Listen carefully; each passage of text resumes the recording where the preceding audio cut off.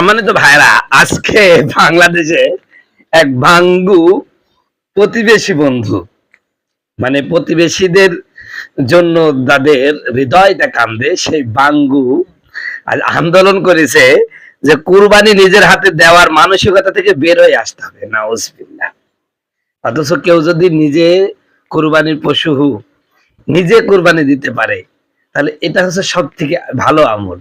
অথচ এই বাঙ্গু মানে অন্তরে এদের কুরবানি আসলে জ্বালাপোড়া সৃষ্টি হয়ে যায়।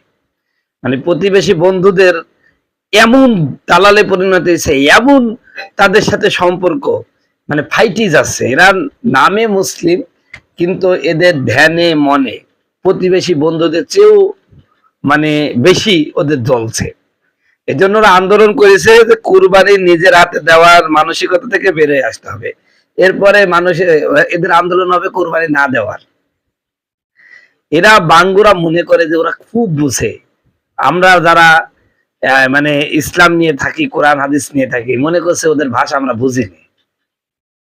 বাঙ্গুর মনে রাখা উচিত যে যিনি কুরবানি দিবেন তার সর্বোত্তম কাজ হলো নিজ হাতে কুরবানি দেওয়া। উনি এবার যুক্তি আনছে, সৌদি আরবে তো হজে কুরবানি দেওয়া হয়, সেগুলো তো দেখাই যায় না। আপনারা একটু ভিডিওটা দেখেন, তাহলে বুঝতে পারবেন। সেখানে কিন্তু কোরবানি আমরা পশু আমরা চোখেও দেখি না, আমরা চোখে দেখি না, কিন্তু আমাদের কোরবানি গুলো হয়ে যায়। শহরে বসবাস করতে গেলে আমাদের নিজেদের কোরবানি নিজের চোখে নিজের হাতে সতে হবে। এটা আমাদের এই মানসিকতা বের করতে আসতে হবে। কারণ এটা কি আমাদের দায়িত্ব মাংস খাওয়ার জন্য নয়, এটা আমাদের কোরবানি, আমাদের একটা আমরা মনে করি একটা ধর্মীয় অনুভূতির বিষয়। এটা আমি জনগণকে বলবো, ভাই তোরা কই থাকিস? এই সমস্ত লোকগুলোকে তোরা দেখতে পাসনি? তোরা একটু আদর করে দিস ভাই, যদি তোদের সামনে পড়ে। আর তোরা না পারলে আমাদের কাছে একটু ঠিকানা দে, আমাদেরকে একটু তাদের সাথে দেখা করে দে, আমরা একটু আদর করে দিই। কারণ এরা আদরের উপযুক্ত লোক, সেই আদর করে দিতে হবে, যাতে আর মুখ দিয়ে এইরকম অবান্তর কথাবার্তা যেন না বলতে পারে। সম্মানিত বন্ধুগণ, আমার ভাইয়ের, আমার কুরবানির পশু নিজের হাতে জবাই করা ইসলামের দৃষ্টিতে একটি উত্তম এবং অত্যন্ত সওয়াবের মুস্তাহাব কাজ। রাসূল সাল্লাল্লাহু আলাইহি ওয়াসাল্লাম নিজে তার কুরবানির পশু নিজ হাতে জবাই করতেন। কুরবানির পশু নিজ হাতে জবাই করা এবং এর সাথে সংশ্লিষ্ট গুরুত্বপূর্ণ বিধানগুলো আমি আপনাদের সামনে আলোচনা করতেছি। নিজের পশু নিজে জবাই করার ফজিলত। ইসলামে নিজের ইবাদত নিজে সম্পূর্ণ করাকে উৎসাহিত করা হয়েছে। হাদিস শরীফে এসেছে, আনাস রাদিয়াল্লাহু থেকে বর্ণিত, আল্লাহ রাসূল সাল্লাল্লাহু আলাইহি ওয়াসাল্লাম দুটি শিংওয়ালা চিতি রঙের দুম্বা কুরবানি করেছেন। তিনি নিজ হাতে সেগুলো জবাই করেছেন এবং জবাইয়ের সময় বিসমিল্লাহ আল্লাহু আকবার বলেছেন। সহিহ বুখারী হাদিস নাম্বার 5565। যদি কোনো ব্যক্তি জবাই করতে সক্ষম হন এবং জবাইয়ের সঠিক নিয়ম ও দোয়া জানেন, তবে তার জন্য নিজের পশু নিজে জবাই করাই সবচেয়ে উত্তম।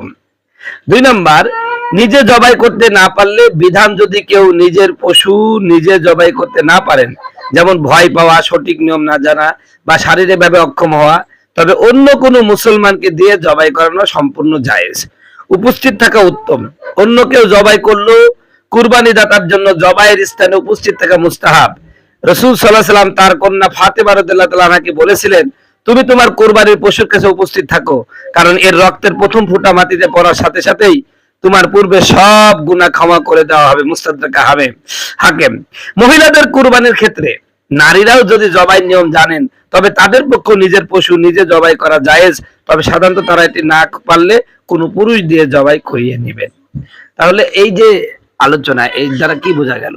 তো এই বাঙ্গু সুবিধাবাদী ওই প্রতিবেশী দেশের প্রেতাত্মা, এরা চায় এই সমস্ত কথাবার্তা বলে মানুষকে কুরবানি থেকে বিরত রাখা। এই সময় কিন্তু ওই প্রতিবেশী বন্ধু দেশের যারা চেলা চামুন্ডা, তারা কিন্তু বাংলাদেশে খুব আবির্ভাব হয়। কেউ বলে যে কুরবানি দেওয়ার চেয়ে টাকাটা গরিব মানুষকে দেওয়া ভালো। ওরে আমার সোনারে, তোরে এত দান করাতে তুই কি করেছিলি? চামড়া বেশি তো প্রচুর টাকা কামাইছি, সে টাকাগুলো দেখা কুরবানি গোস্ত মনে হয় ঘরে তুলে দেওয়া হয়, সেগুলো গরিব মানুষের কাছে যায় না। এই কুরবানি উসিলায় কত মানুষ আছে জীবনেও এক পিস গোস্ত পায় না, সারা বছর কেনার ক্ষমতা নাই, তারা খেতে পারছে। এই সমস্ত বাঙ্গুরা নিজেদেরকে খুব পণ্ডিত মনে করে। এই জন্য বাংলাদেশের প্রত্যেকটা জনগণকে বলবো, এ সমস্ত এই যে বাঙ্গুর, প্রচুর বাঙ্গুর মানে আবির্ভাব হবে, এই বাঙ্গুগুলো যেখানে পাবেন, যেহেতু বাংলাদেশে কোনো মানে শাস্তি হচ্ছে না বা কোথাও কোনো বিচার হচ্ছে না, এজন্য উচিত হবে জনগণই তাদের আদর করে দেওয়া। আপনাদের প্রতি উদাত্ত আহ্বান জানাচ্ছি, এই মুরব্বী কোথায় আছে এর একটু আদর করে দিবেন। এমনই ভাবে ওই যে জয়া টয়া যারা আছে, ওরা কিন্তু এখন কুরবানিতে এদের উৎপাত খুব বাড়বে, এদেরকে যেখানে পাবেন একটু আদর করে দিবেন। এটা হচ্ছে আপনাদের কাছে আমার অনুরোধ।